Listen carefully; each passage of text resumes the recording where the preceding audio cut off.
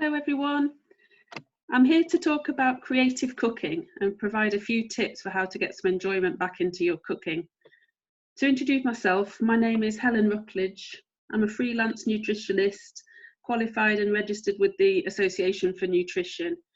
I aim to provide fad-free, scientifically backed nutritional advice, but within the constraints of real life. So a couple of friends that I've bumped into today, not literally at 2 meters apart, have said that they're basically so over this whole lockdown thing and they're fed up with cooking, they don't know what to do next and so on, looking for inspiration. So I thought I'd put together a few ideas of how you can be a bit creative and keep your interest going with your cooking at this difficult time. So I just want to give you 5 tips. The first is to challenge yourself to make one new recipe a week.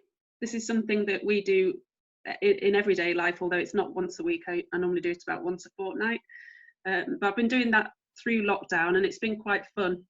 It doesn't have to be super healthy. We had mac and cheese, American style one night. We've never actually done it full on American style with the mustard and all that.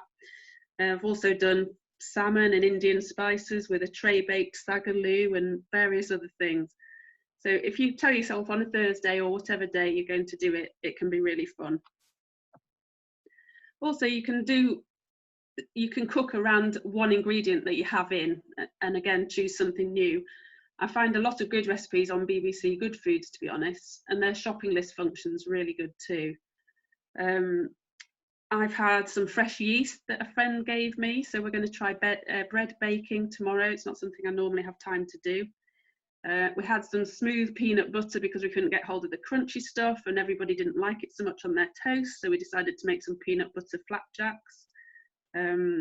Picked up some halloumi for the barbecue and then forgot to barbecue it. So then I tried a halloumi and cashew nut curry, courtesy of Joe Wick's recipe. So there's lots of things that you can do. You can just start with one thing and just try and do something different with it. And if you look on BBC Good Foods, you'll normally get plenty of ideas. You can set up a WhatsApp group of friends to share inspiration. I heard from my daughter's ballet teacher this morning saying that she's doing this with her friends, and I was put on the list, and she shared a lovely salmon en croûte recipe with phyllo pastry, dead simple, and her toddler loved it. So I might give that a try at the weekend. You can swap recipes, practical stuff that people find easy to cook.